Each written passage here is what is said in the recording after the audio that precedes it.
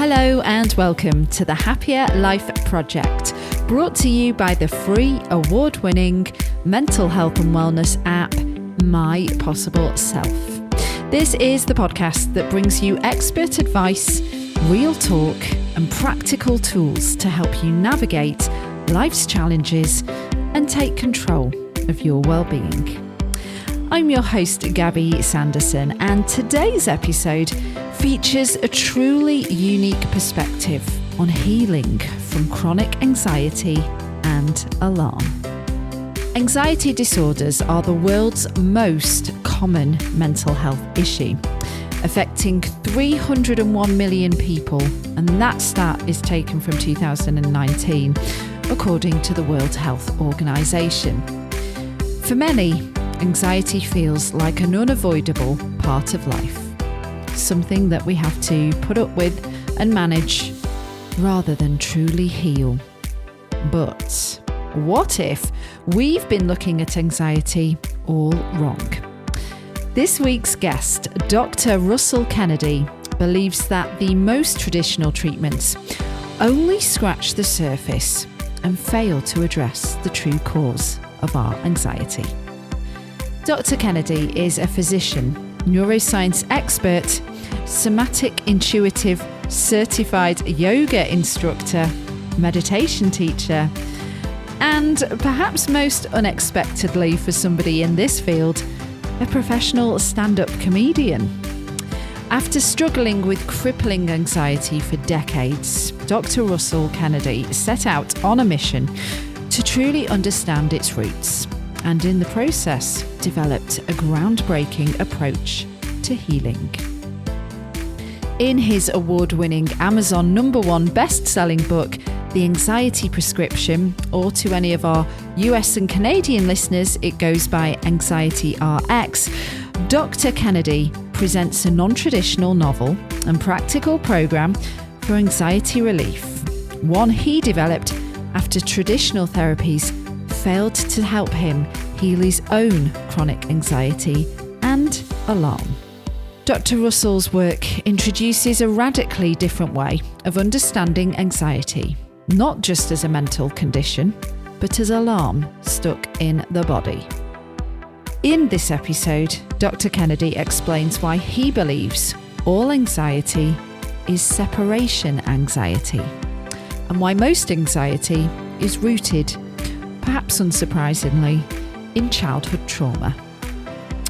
Dr. Kennedy also talks about his own decades-long struggle with chronic anxiety and how this spurred his fascinating journey of discovery, leading to a unique and never-before-seen understanding of what anxiety is, and how he, and now through his books and online program, we can use that understanding to potentially recover from anxiety and burnout. Now, I know how many of you listening are likely very fed up with living with anxiety, whether it's severe and extreme or just constantly upsetting and very worrying. So I asked Dr. Kennedy about anxiety triggers and how we can navigate them. Dr. Kennedy also talks about the truly fascinating link between anxiety and addiction. Plus, he breaks down what he calls the alarm anxiety cycle, explaining just how this keeps us stuck and what we can do to finally break free. If you've ever felt like anxiety is controlling you rather than the other way around, this conversation might just change the way you see it and help you take the first real steps towards lasting healing. So, ready to find a healthier, happier you? Let's get started. Welcome, Dr. Russell Kennedy, to the Happier Life Project podcast. Thanks, Gabby. Thrilled to have you on the show. Yeah, that's great. I got your book on Audible, and it was quite a listen. I was like, 16 hours, but I thoroughly enjoyed it. And you've got a great voice for podcasts, audiobooks, all of that stuff. It's called in England the anxiety prescription, right? It is. But Yeah. to our US and Canadian listeners, it's Anxiety RX. Yeah, because RX, when I first made the title RX, I assumed that RX was a universal symbol across the world for prescription, like it Right. is for in Canada and the US. And then my UK publisher, Anya, said, no, we don't use that RX symbol here. So it was like, oh, okay, so we'll have to change the name to the anxiety prescription. Mhm. I actually like the anxiety prescription better than anxiety RX, but It does work don't well. tell my Americans that, tell my American publishers that. Okay, okay. And it's obviously done extremely well because I listened to the second edition. So Yes. clearly you're in demand. Your journey's quite the fascinating one from the get-go, coming from, I Yeah. mean, my possible self, their partners are the Priory Healthcare, which is like the UK's biggest private healthcare group. So it's all very clinically certified and Mhm. traditional, I think, in a lot of ways. They're not that they're not open to more alternative Right. methods, let's say. But you really did pivot from the traditional doctor approach. Yeah. So far was your anxiety journey. You kind of went into all the different holistic ways that you could explore this. And then somehow along the way also ended up being a stand-up comic Yeah. with anxiety, with chronic anxiety. Just, Yeah. just throw that in there. Well, my performance anxiety is different than my anxiety. So that was the thing. Like my performance anxiety is kind of under control, but my Mm. at the time anyway, my both of them are now. But at the time, it was funny because people would say, "Well, how can you do stand-up comedy if you have an anxiety disorder?" It's like my performance anxiety is different than my day-to-day impending doom dread. In fact, the performance anxiety from stand-up was actually kind of exciting and fun. And Mm. the whereas the other one was just kind of draining. Like every day I would wake up in this alarm state and just have to fight my way through the morning. Right. And then as the afternoon went on, things would start to feel better. And then as the evening came on, often I would have a set in stand up that I would look forward to that night. So I am a bit of a paradox. My daughter says that too. He says, like, you're one hand you're this way, and then the other hand you're that way. It's like we can't pin you down, which is, I guess, a good thing. So, was your chronic anxiety too severe that this is why you decided to move away from traditional medicine? Yeah. That was basically it. It just wasn't working. Yeah, I wasn't helping. Yeah, I did, I figure I spent over $100,000 on therapy. It was lucky I was a doctor, so I could afford to be a mental patient.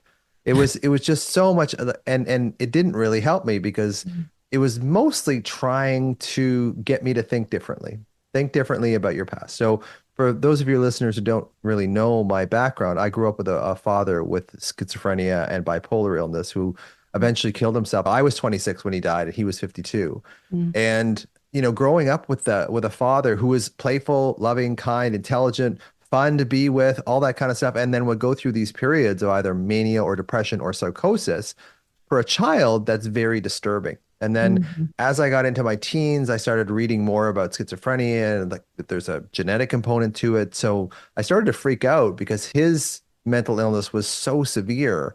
The anxiety that I had of believing that this might happen to me just became overwhelming. So I decided that if I could go through medical school and make it through medical school, that I wouldn't have schizophrenia because medical school is so stressful and schizophrenia will almost always show up in some level before the age of 25. So I thought, well, if I get to 25 and I don't have schizophrenia and I finish med school, I'll be fine. No, I was 30, I finished med school, and I was, well, 31, I finished med school. And then 35, I was still kind of like, well, maybe it might show up. And it didn't show up by 35. By 35, I was kind of like, okay, I'm out of the schizophrenia woods. But I had given myself a massive anxiety disorder trying to avoid schizophrenia. So it's just Wow. like you try to avoid one thing and you get nailed by the other. So Yeah. that's a quick version of what happened to me. So then, I mean, I'm a fellow yogi. I've also done Okay. teacher training. And for Okay. me, I know all too well how much yoga is incredible on so many levels. Yeah. This was one area you explored and you went in hard. You went to Yep. India, right? And lived in a temple. Yes, I did. But I did my yoga training before that. And then a friend who's a counselor said, I've done this temple in India, and it really, really helped me. Maybe it might help you. So I did it. Didn't really help me. I mean, I think the biggest thing I got out of living at that temple was there was one morning at like 4:30 in the morning and the sun was coming up. And I think I had this period of enlightenment for about 90 minutes where I felt like one with everything. My body was completely calm. I didn't feel like I had to do anything, go anywhere. It was just like I was just floating in this very peaceful state where I could look at the sunrise and just take it all in and not be in my future worries or my past pain. And so I know what that feels like. And I have often drawn back on that feeling when I have been in alarm, just to show myself, you can actually get to this peaceful place. And I think so much of anxiety is we prevent ourselves from actually feeling calm, because feeling calm, a lot of us when we were younger just got blindsided. We either grew up in an alcoholic family or a family like mine with mental illness, or there was abuse, neglect, whatever it was.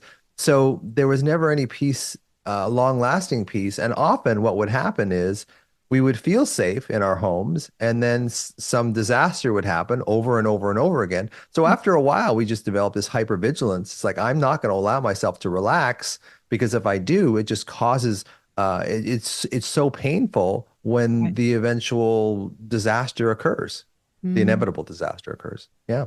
So, I mean, this is the strong through line of the book, that you believe that, will I say, all anxiety is alarm stored in the body that stems from traumatic childhood experiences. Sort of. Yeah. I mean, I list a few things. So, because some people will come up to me, or some people as my clients will say, I had a pretty good childhood. I don't know why I'm suffering with such bad anxiety. So I say there's basically four ways we get it. One is obvious trauma: abuse, loss, abandonment, neglect, rejection, bullying, all this stuff. Mhm. The second one is loss, parental divorce, major loss, loss of your own health. The next one is abandonment. If you felt abandoned or really, really lonely as a child, even if you were surrounded by people, that's a source of alarm. The Mhm. next one is R, which is rejection, which is like bullying or neglect. Almost the last one is M, for mature too early. Anything that made you become the man or the woman of the house too early. Firstborns often get this one. And then S is for shame. So anything that shamed you that wasn't repaired is stuffed into your body as alarm. That's the first way.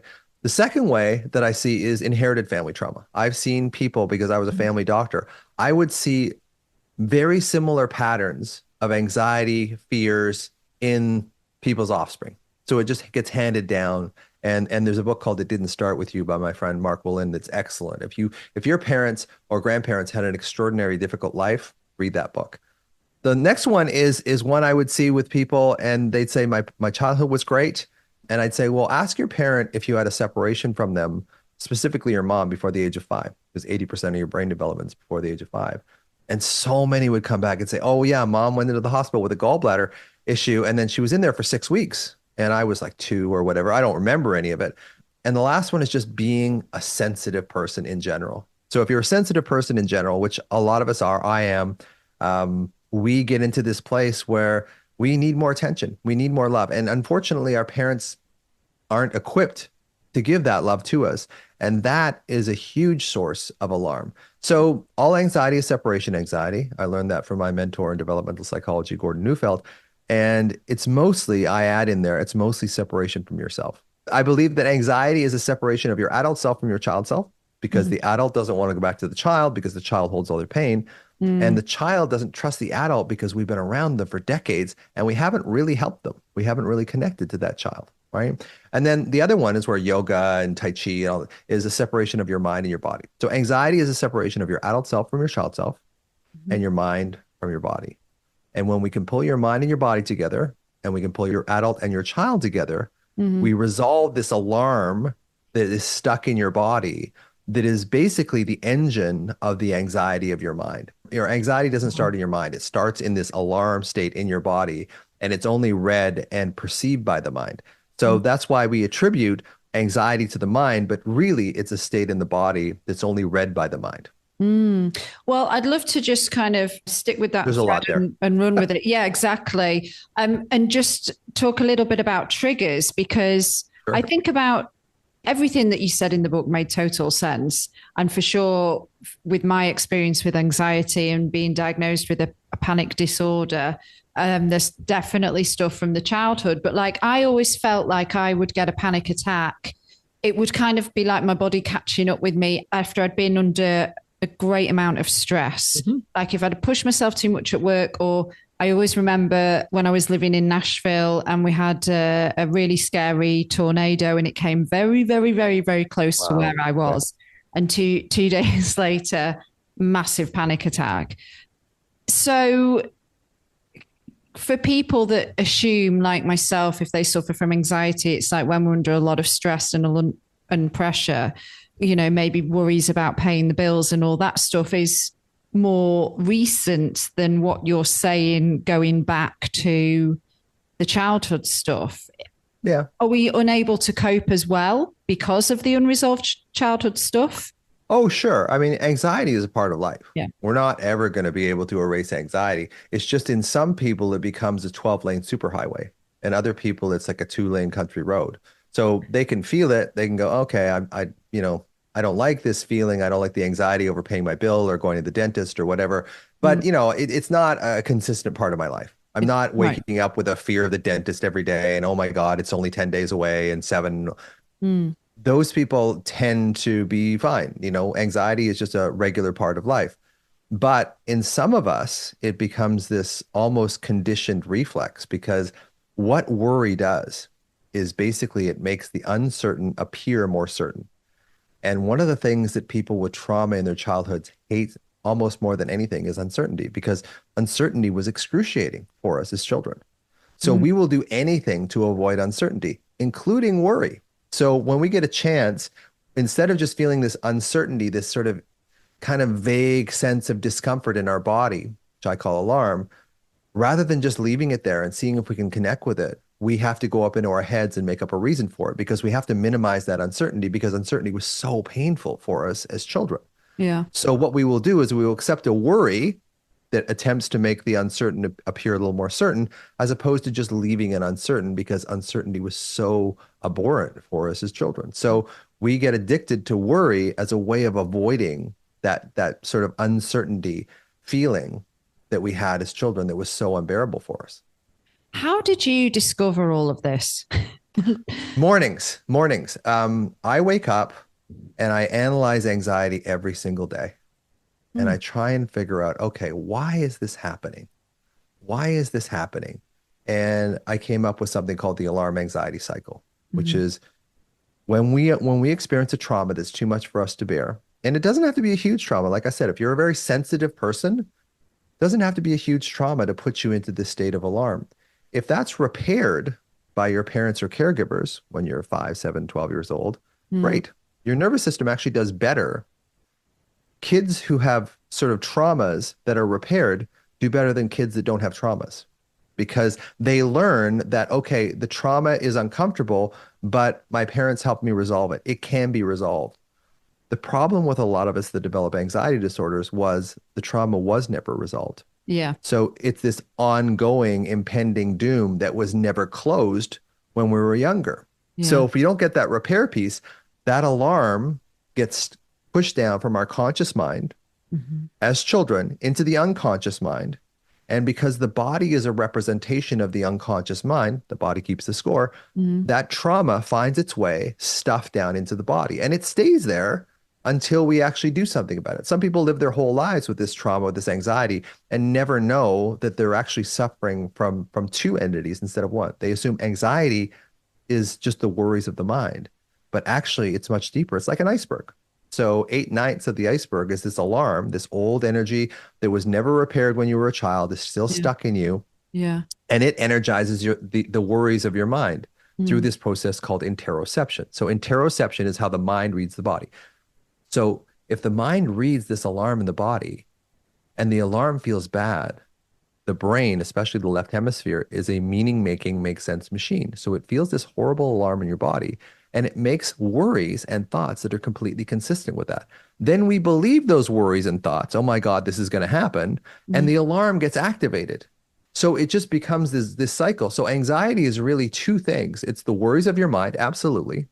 but it's also sort of more deeply this alarm in the body. And we're in traditional therapy, and this is why I didn't get any better. Traditional therapy tries to treat the thoughts of the mind, get you to think better, think more positive, but it doesn't address the alarm in the body, which is basically childhood. So we have to go back to that place. And it's the great thing about localizing the alarm in your body is when you do that, you have a conduit to the younger version of you.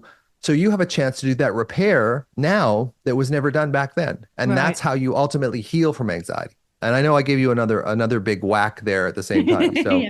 this is Well, I'm in this mood today. I love it. In terms of then healing from that, Yeah. if the people responsible for that separation anxiety are either no longer around because you're an adult Yeah. and life happens, or, you know, a different generation don't like to talk about personal things Yeah, exactly. Yeah. and all sorts of other reasons why you can't make peace with the person, how do Mhm. you make peace with yourself?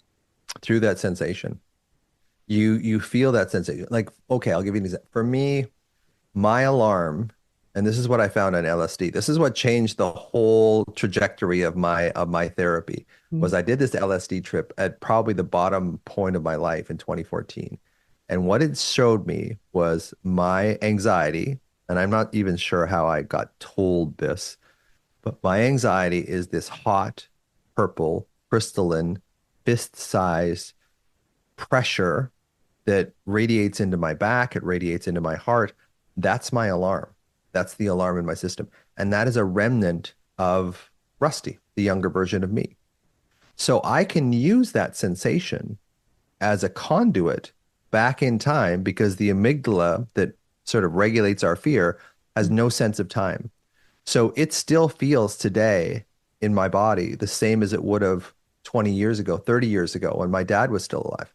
Mm. But what it does is my body tries to push it down, and it tries to push it down by avoiding it. And it avoids it by going up into my head and starting to worry.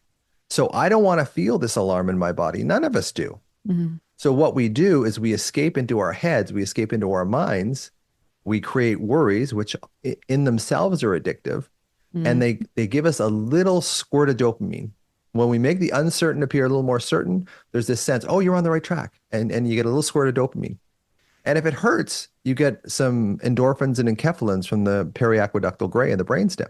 So we get rewarded quite strongly, actually, for worry. So this pain of alarm that's in our body, we get this reward in our mind. So we think, okay, well, I'm just going to stay in my mind. Like, why would I go back into this alarm in my body? But the problem is, when you don't go and address that alarm, it always stays the same or over time gets worse. Mm. So if the alarm is the 8/9 of the iceberg and you're treating your thoughts with CBT and talk therapy, there's nothing wrong with it. It will help you feel better, but it's not going to help you heal because it doesn't actually address the root cause of the issue, which is this old alarm that's stuck in your body. Mm. So is that why people spiral then? Because it's like they're getting from the body into the mind, and then Yeah. you kind of, well, we know that most thoughts are negative, right? So we're leading towards assuming the worst rather than the most And positive believing it outcome and and believe believing it. the worst because we made it Yeah. up.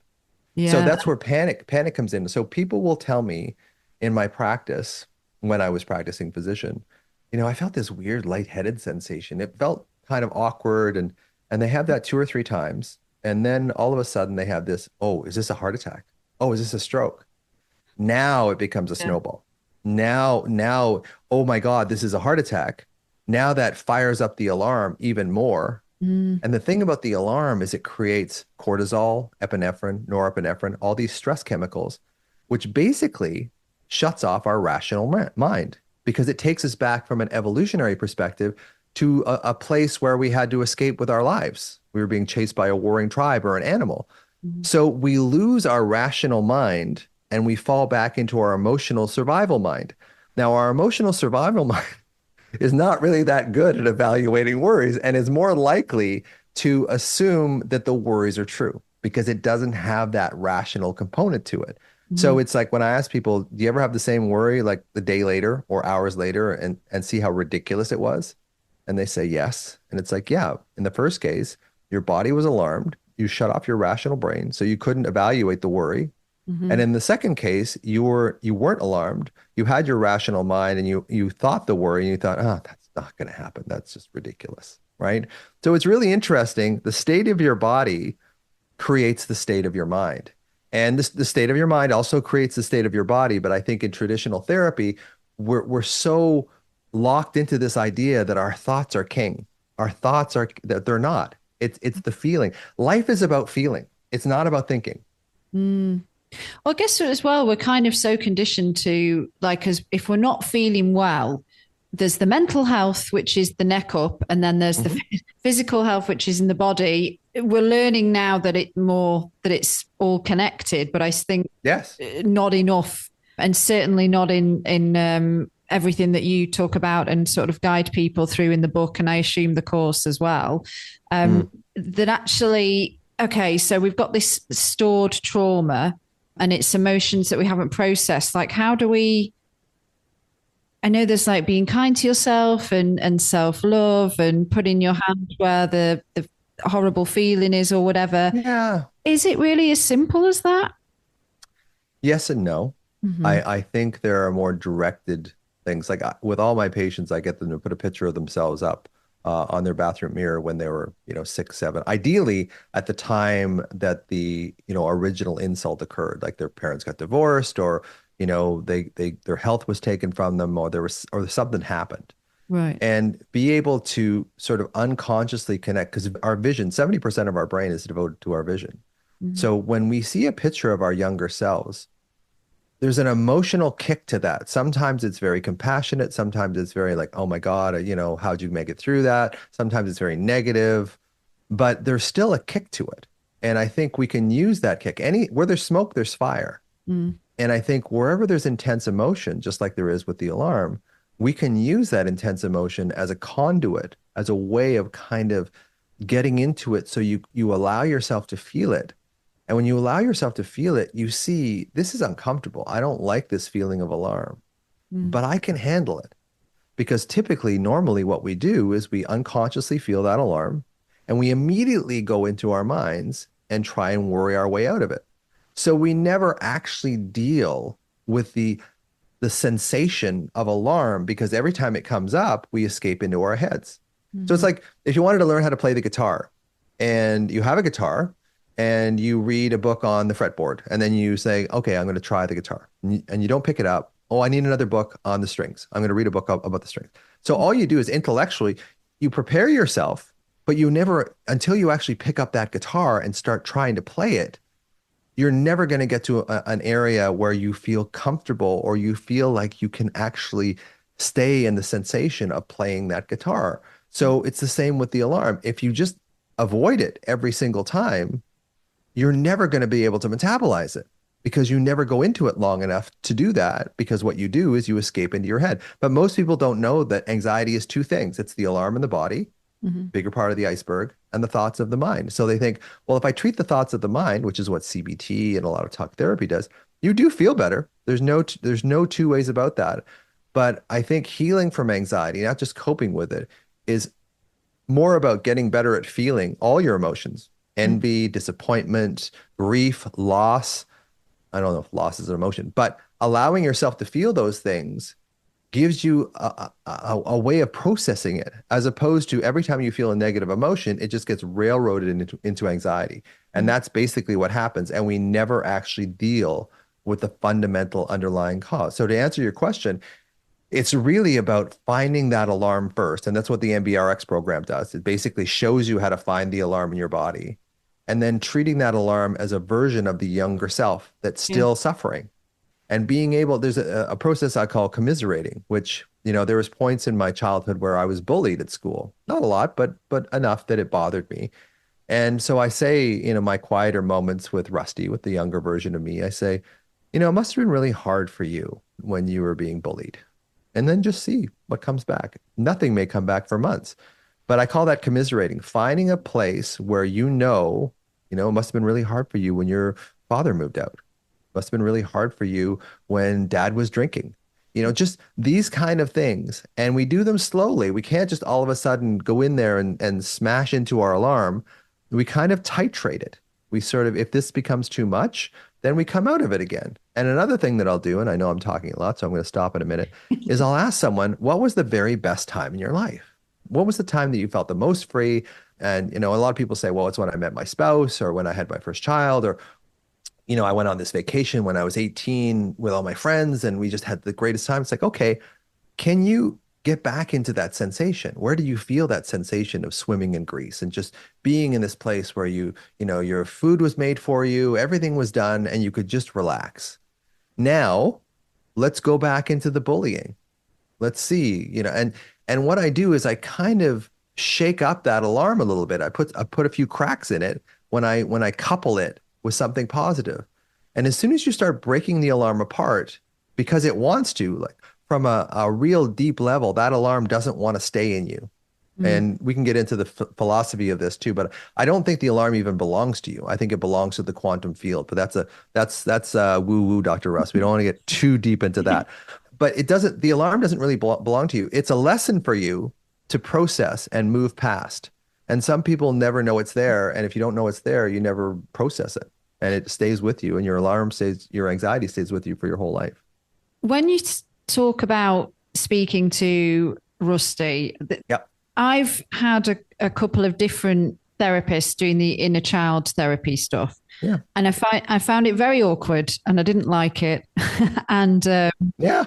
maybe I was resisting and maybe that was a sign I needed to go through it. I don't know. But the thought of me like putting a picture of me as a kid on the mirror to look at every day is already making me feel like, ugh, Sure. Sure. And this is exactly it. So this is exactly why, you don't have to do it, but slowly bring it into your life and see.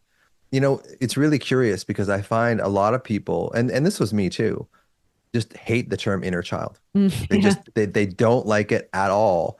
And universally, those people have the most inner child wounding. Yeah. So if you say to someone, we want to connect with your inner child, and you had a healthy, attuned, attached childhood, just rolls off your back. It's like, well, whatever. But if you had trauma, and it's like, what about your inner child? Yeah. You are actually looking straight down the barrel of that gun. And it's like, I don't like this. Yeah. Like, I don't want to connect with this. And that's the hardest part of healing, is actually connecting with the younger part of you. And, we don't have to address it as inner child or even our younger selves. We just have to feel the feeling, allow the feeling to be there. I think that's the first step in just finding the alarm in your system, going back to a time that, say, you were bullied, or say your mother was always commenting on your weight, or you couldn't do this or you couldn't do that. Like, really get into that sensation, imagining that, and read your body. Is there a place in your body, like your throat or your chest or whatever? So many women that I talk to have this alarm stuck in their throat because they had this either narcissistic or overly demanding mother, and they couldn't say it. They couldn't say, hey, stop doing this, mother. Like, don't do this to me anymore. And it got stuck there. And that's where their alarm is. So it's like putting their hand over it and going, look, you're okay. We're okay. Mom has her world. She has her garden. I have my garden. And again, this sounds a bit woo, but it's really about connecting with that younger version of you. And again, like I said before, anxiety is adult self, child self separation, and mind body separation. So the adult doesn't want to go back to the child because it hurts. But until you do that, but in a titrated fashion, you don't have to, hit yourself with a sledgehammer, but in a titrated fashion, then you can really process the root cause of what's causing your anxiety, as opposed to just doing this sort of circling in your mind all the time, because your mind will distract you. It does work. Worrying does work. You get a shot of dopamine, you get some endorphins and enkephalins from worrying. It does distract you from the alarm in your body, but it's just kicking the can down the road. Well, I thought it was also really interesting when you talked about addiction and anxiety. And do you think most people that struggle with any kind of addiction are sufferers of chronic anxiety and alarm? Yeah, because it all comes from the same place. Alarm is what creates depression. Alarm is what creates eating disorders. Alarm is what creates OCD. So The alarm is the same in a lot of people, but it may manifest differently depending on what your experience of life is, depending on what your underlying personality type is, depending on what your physiology does. Mm-hmm. So for me, I reacted to that alarm by activating myself, becoming hypervigilant. Some people respond to alarm by shutting down. They're not going to do anything, and they're more likely to move into a depressed state. Mm-hmm. Whereas with me, because I am sort of hyperactive to start with, I moved into an anxiety state. So it's really, the alarm is the same, I think, in everybody on some level. This is a philosophical thing, but it manifests differently depending on what your experience was, depends on your level of sensitivity, and what actually gave you some relief. Like people with OCD get relief through that dopamine circuit that says, okay, we can control this. So for them, it was a strong positive hit when they start, counting stairs or making sure the door's locked. They get a positive reinforcement from that avoids this alarm in their body. And then they see, okay, well, then they have to do it more and more and more and more to try and keep up that initial hit of dopamine and maybe endorphin and enkephalin, because that's what relieved their pain temporarily. But it just, like I said, it just kicks the can down the road. You're not dealing with the underlying cause. So it's not just anxiety then, it's other mental health illnesses as well. Like you mentioned, eating disorders, depression, like it's all stems from alarm in the body. It all stems from alarm. Absolutely. Wow. And I firmly believe that that's where it comes from. And that's why the DSM-5 has so many overlaps with these different disorders. So the disorders aren't specific disorders. There's lots of overlap between one. And it's kind of an arbitrary definition in a lot of ways. Mm-hmm. And Dr. Chris Palmer talks about this as far as the diversity, the way this shows up. He looks at it from a metabolic standpoint, which is true. But I also think that childhood wounding creates a metabolic disturbance as well. And that metabolic disturbance causes us to go into these sort of tertiary pathways that are kind of backup pathways rather than the primary pathway, which is love and connection with your parents. That's what we should have got. Yeah. If you don't get that, then you sort of divert into, okay, and this is where addiction comes in. You divert into other ways of getting your needs met in these sort of secondary and tertiary pathways that are very energy heavy. Mm-hmm. So you learn that, becoming addicted to even something normal like knitting or whatever gives you this sort of dopamine hit. It gives you these sort of chemicals of reward in your system. So you double down on that and you never actually escape from the underlying alarm. So it's really addiction. Addiction on some levels too is a way of giving yourself love. Now, I know that sounds weird, so I'm gonna say it again. So my people that were addicted to opiates, like morphine, Demerol, this sort of stuff. They say, oh, it's just like having a warm hug, or heroin. I didn't have too many heroin patients, but it's like if you ask a heroin patient, what does it feel like? It's like, oh, it's just like getting a warm hug from your mother, right? Wow. Now that says a lot, right? That says a lot. So if you don't give yourself love and attention, which a lot of us don't do in this society, alcohol, medications, whatever, are a way of removing the automatic blocks we have to taking care of ourselves because of that negative view that we have of ourselves. If we grow up in trauma, children will blame themselves for the trauma in their family. And then that sets up a whole thing through the default mode network, which is what your brain does when you're not actively on a task. That default mode network may house what we call the inner critic.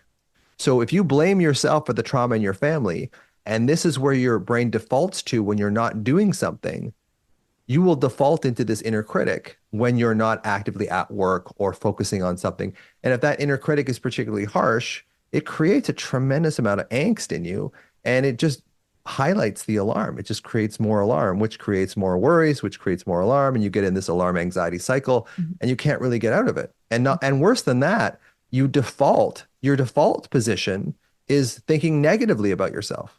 So how are you not supposed to be anxious? Going back to like the self-love thing, when we've done polls with our app users and podcast listeners in terms of asking what they struggle with the most, self-love and self-acceptance is always number one. And actually, any kind of podcast episode where we're leaning towards anything related to anxiety is also Yeah. the most listened to by lots. I think you're actually quoting this from elsewhere. There's a line in the book, I think you might even say it more than once, where it's about the love from your parent. I need to find somewhere in my notes about the love from the parents is really the missing love from yourself. And it's Yeah. I mean, I think, when our parents overtly express love for us and an attention that they want to be with us, and they express a need to be connected to us, that's how we learn how to be connected to ourselves. So if we don't get that from our parents, if we don't get that, hey, you're loved, you're special, we don't internalize that. mm-hmm. So we're much more likely to internalize the message that we're not loved, or we have to work for love, or we have to achieve for love. So it is one of those things that human beings, human children are extremely adaptive and they learn very quickly. So if they don't just get unconditional acceptance and love and an expression that they are special, they don't internalize that.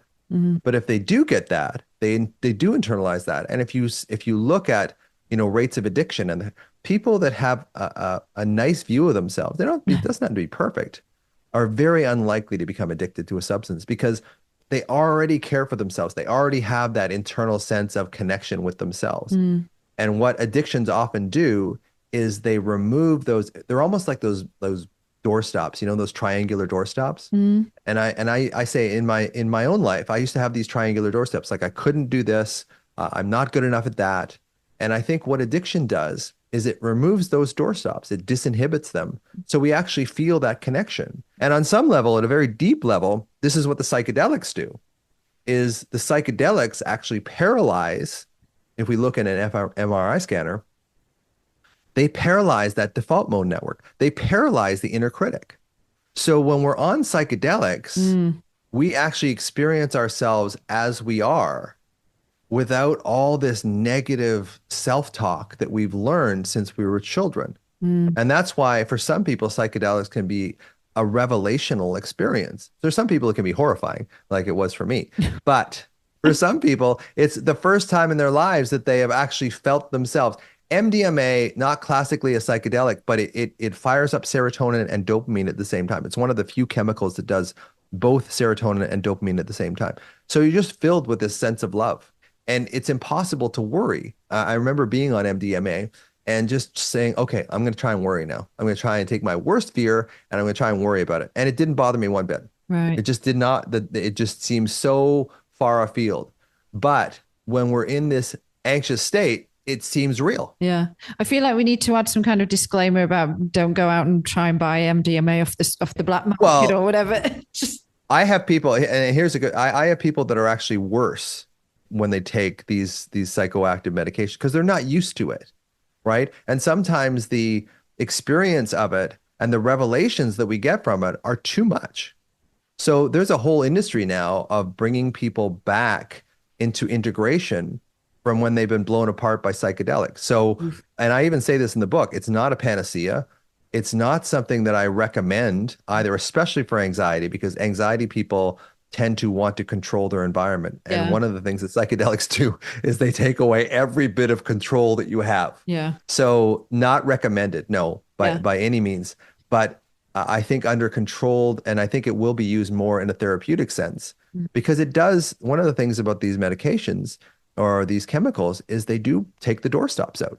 And they actually do allow you to experience your true self. And I think when you do that with a therapist, in conjunction with a trusted therapist, it can be very therapeutic. But I notice in the States, you can actually get ketamine lozenges delivered to your house, which, it's just like, oh my God, but you can get everything in the States. When you talked about addiction before, I couldn't help but think about something that comes up many times also in your book, the victim mentality. And I think that for addicts, certainly, let's say alcoholism runs in my family and it seems to be like the get out of jail card for drinking yourself to obliteration and being a dick, basically, pardon my French. No, it's fine. That's the Canadian word as well, by the way. So we're good. Okay, You're good. being a dick. Yeah. Yeah, it's a good one. Yeah, but that victim state, Yeah. it's kind of goes hand in hand, right, with anxiety. Yeah. Well, I think that victim state starts in childhood. I think when you don't get your needs met as a child, or worse, you're abused or abandoned or neglected or bullied, Mm, you develop this state of alarm in your system. And often the only thing that relieves that alarm is some kind of substance.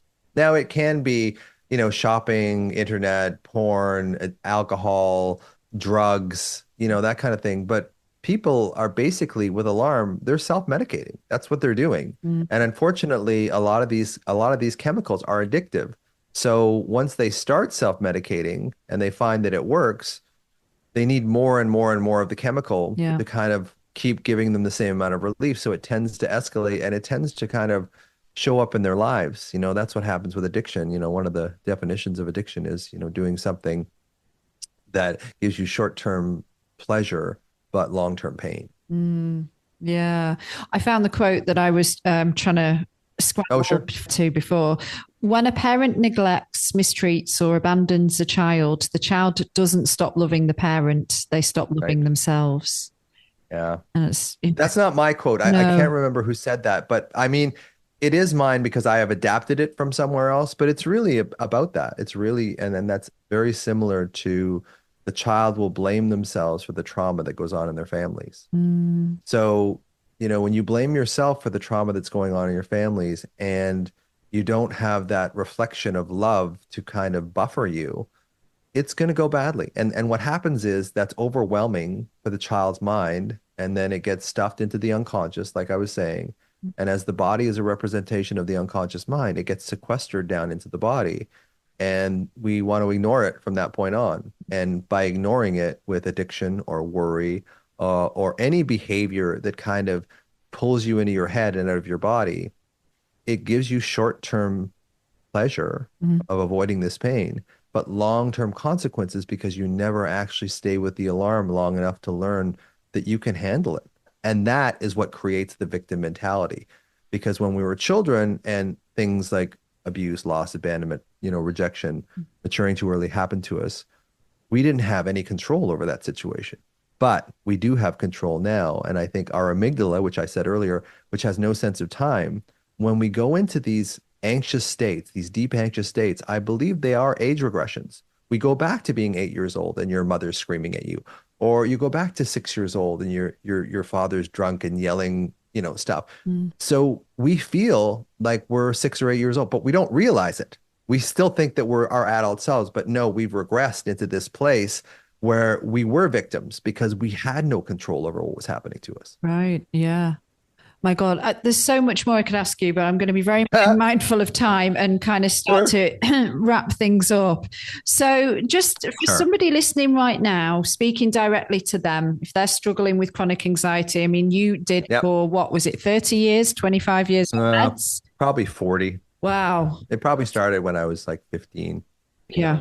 So, So, you know all too well what they're going oh, I do. through. What would you say to them would be because also you acknowledge that I think it's in your book or maybe it was a podcast I listened to that people when they come to you they've tried everything else Yeah, you know that's true. Yeah, that's true. so what would you say to somebody listening right now who is kind of like just fed up with living in this Yeah. state of chronic anxiety slash Yeah. alarm.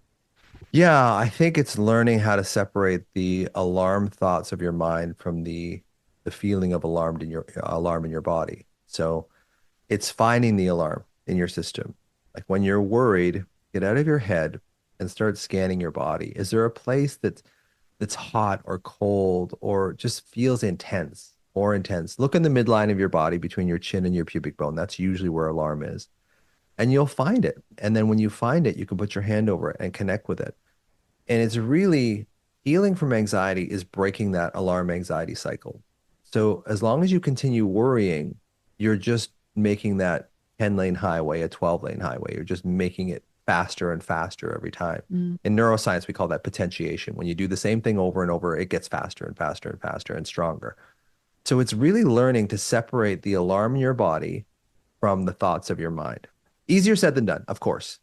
But it's really learning that this anxiety that you have isn't your own mind. It's basically your body that's doing it. So if you can breathe into it, if you can feel it, if you can make a connection with the younger version of you. Now, again, if you've had severe emotional, physical, sexual abuse, you need a therapist to help you. You can't just do this on your own, right? So it's really important to find the alarm first and then realize that the alarm is what's activating the worries. And if you can soothe that alarm, putting your hand over it, breathe into it, staying with it, it's really important to be able to learn how to stay with that sensation, even if it's painful, because then you learn how to break the cycle. Mm.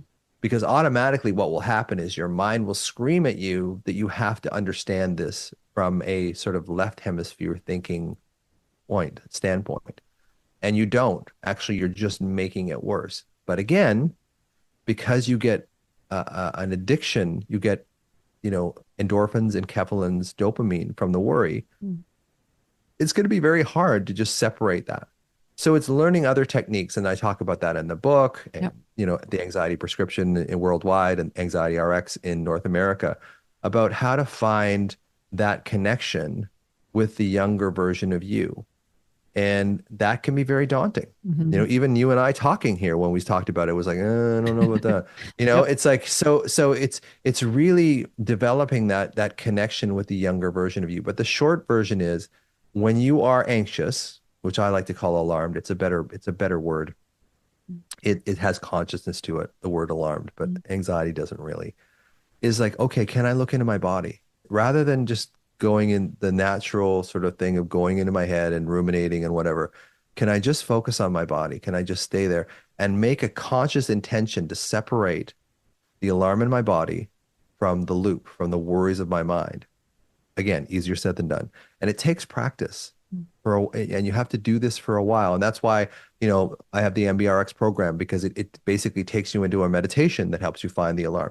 And then another meditation called the Yoga Nidra that helps connect your adult self with your child self. So all this stuff is designed to kind of bring your adult self and your child self back together and bring your mind and your body back together. So other things, yoga, Tai Chi, all this kind of stuff, it will help you as well. But really, until you make friends with that younger version of you, and the alarm is basically a remnant of the younger version of you and a way of connecting with that younger version of you. Thank God for that it's there.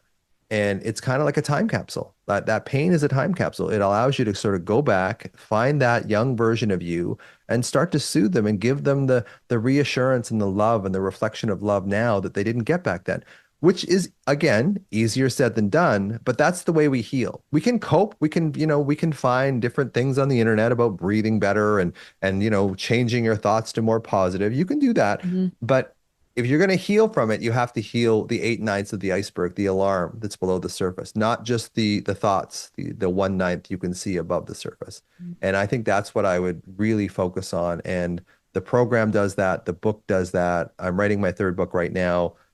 Which is going to be a much shorter, much more direct version of it, because Anxiety RX is a bit of an encyclopedia, as you say. But those first two books, I just had to put everything in there that I knew. And it was just, I wanted everyone to know this is exactly what's happening to you. And anxious people are very curious people, and they're also very intelligent. So they often will go through the whole book because they want to know what's going on in their mind. But I also wanted to make a shorter version of it just to kind of hit on the high points. This is what you need to know, and really understand that the anxiety of your mind is really the state of alarm in your body. That's probably the key thing. And then once you know that, then you can start directing your healing towards the alarm in the body, which is really ultimately what's going to heal you. Yeah. Before we point to all your material, we do a signature sign off, and it's called the Happier Life Project's Last 5 in 5. It's the same 5 questions I ask every guest to conclude the episode. Sure. Okay. When and where are you at your happiest? When I'm writing, I think. Wow. Yep. When I'm creative. Yep. What's your favorite thing to do that nourishes your mental health? Self-hypnosis. What piece of advice do you now know that you wished somebody would have told you earlier that would have made you a happier person? Yeah. Find the younger version of you through that alarm and get out of your head. What's the most important one thing that needs to change to make the world a happier place? We need to stop believing that changing our thoughts is going to heal our mental dysregulation. It won't. You have to change your body. Mm. And finally, what is a simple, actionable first step we can take when it comes to healing from chronic anxiety and alarm that will help us on our mission to building a happier life? Might have been something we've already covered. Yeah, get out of your head and find it in your body and just realize that it's not in your head and stop chasing it in your head because you're never going to find it there. That's not where it is. Mm-hmm. When you get anxious, look into your body. Even though it might hurt, that's how you heal. Mm. Okay, link time. Sure. So the book we've talked about in the UK and most other countries, it's called The Anxiety Prescription. To our US and Canadian listeners, it's called Anxiety RX. You've also got a podcast, so people can hear you there. The podcast is called Anxiety RX. And then the course, I've got to say, it's very affordable because obviously I talk to a lot of people in the mental health and wellness space, and Right. everybody's got various courses that they, want to promote and stuff. But from everything I've read that's gone into the book, I can only imagine what the course is like. And I was quite surprised at how affordable. I guess you're making it affordable for as many people as possible. I really am. Yeah. So a lot of the business people that look after kind of me and say, you should be charging like $9.97 for this. And it's like, I want it to be affordable so people can use it. Mm-hmm. So I don't want price to be something that excludes them. So money has never really been a big thing for me. So my heart goes out to people that are suffering, and I don't want them to suffer the way that I did. So that's why I price it, it's basically 97 US dollars, and it's less than the cost of a therapy session. And when you finish the course, and the course isn't that long, it's about 2.5, 3 hours. There's meditations and that kind of stuff in there too. But if you finish the MBRX course, you will know more about anxiety, about how it starts, how it's propagated, and how to heal it than 99% of academically trained therapists do, because they just don't understand that anxiety is not your mind is just reflecting what's in your body. It's not starting in your mind. Mm.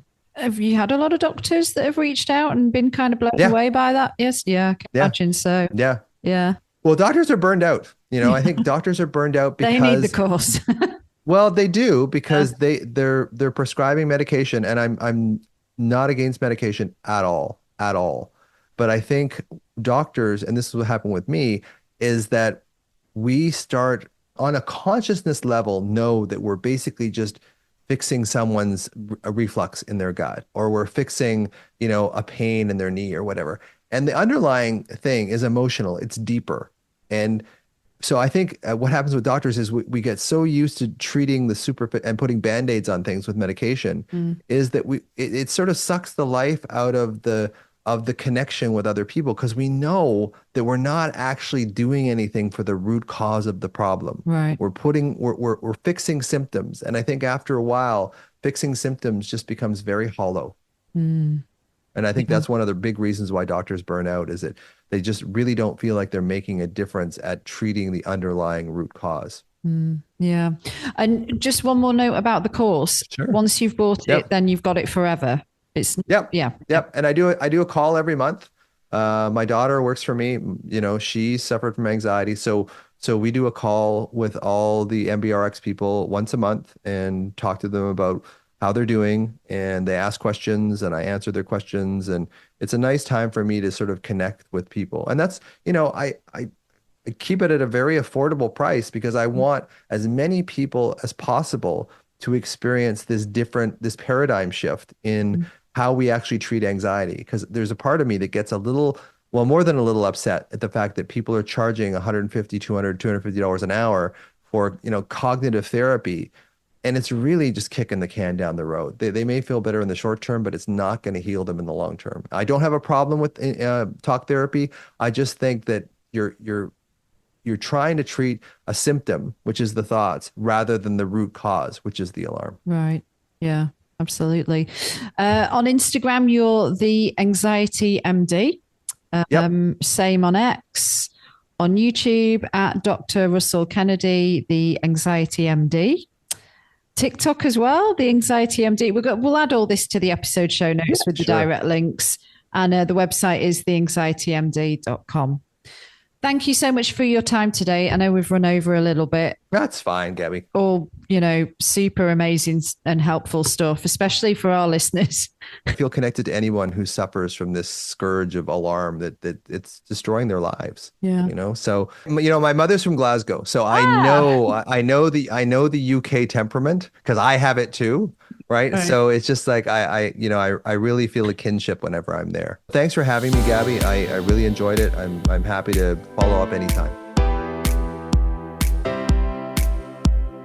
Hiya, it's Gabby back. Thank you again to Dr. Russell Kennedy, and thank you to you for listening to this very episode of the Happier Life Project podcast.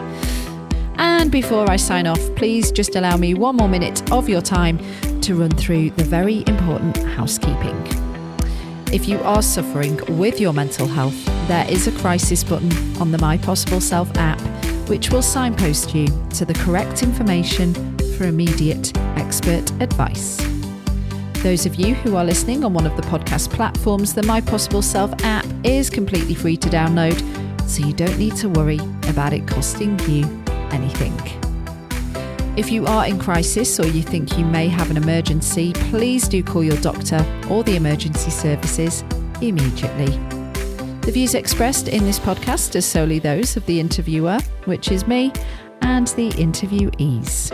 The content of this podcast is for informational and educational purposes only and should not be considered as a substitute for professional or medical advice. Our partners at the Priory Healthcare are not involved in the production or content of this podcast. If you found this episode helpful, please do share it with any loved ones. And if you're listening on one of the podcast platforms and haven't already left a review or subscribed, I would truly appreciate it. It really does help us to continue doing what we're doing and helping others on their mental health journey with our very important guests. And to find and follow us on social media, if you're not already there, we're most active on Instagram, and you can find us at My Possible Self, and I've been at Radio Gabby. Please do take care, and I'll see you on the next one. Bye for now.